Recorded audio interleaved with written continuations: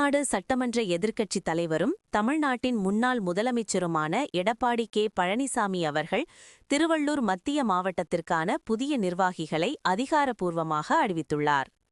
திருவள்ளூர் மத்திய மாவட்ட செயலாளரும் முன்னாள் அமைச்சருமான பெஞ்சமின் அவர்கள் வழங்கிய பரிந்துரையின் அடிப்படையில் மதுரவாயில் மத்திய கிழக்கு பகுதி கழக செயலாளராக சென்னை மாநகராட்சி மன்ற எதிர்க்கட்சி துணைத் தலைவர் திரு டி சத்தியநாதன் அவர்கள் நியமிக்கப்பட்டுள்ளார்.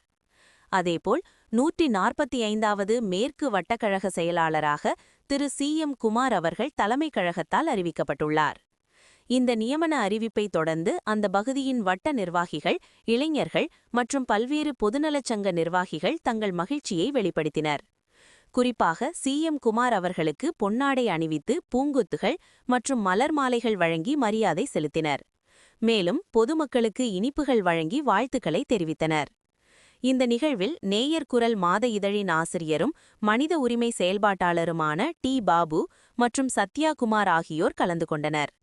இளைஞர்களின் எழுச்சி நாயகன் திரு தங்கராஜ் அவர்களின் தலைமையில் இளைஞர்கள் பலரும் கலந்து கொண்டு புதிய நிர்வாகிகளுக்கு வாழ்த்துக்களை தெரிவித்தனர். இந்நிலையில் அனைத்திந்திய அண்ணா திராவிட முன்னேற்றக் கழகம் உள்ளிட்ட அரசியல் கட்சிகள் வரவிருக்கும் 2026ஆம் ஆண்டு தமிழ்நாடு சட்டமன்ற தேர்தலை முன்னிட்டு மாநிலம் முழுவதும் கட்சியின் அமைப்பு பணிகளை வலுப்படுத்தி வருகின்றன.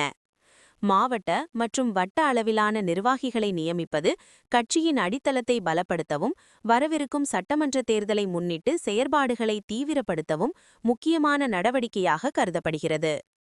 இதன் ஒரு பகுதியாகவே திருவள்ளூர் மாவட்டத்திலும் புதிய நிர்வாகிகள் அறிவிக்கப்பட்டுள்ளதாக கட்சி நிர்வாகிகள் தெரிவித்துள்ளனர். வரவிருக்கும் சட்டமன்ற தேர்தலை முன்னிட்டு பொதுமக்களுடன் நேரடி தொடர்பு ஏற்படுத்தி கட்சியின் கொள்கைகள் மற்றும் திட்டங்களை மக்களிடம் கொண்டு சேர்க்க பல்வேறு நடவடிக்கைகள் மேற்கொள்ளப்பட உள்ளதாகவும் அவர்கள் தெரிவித்துள்ளனர்.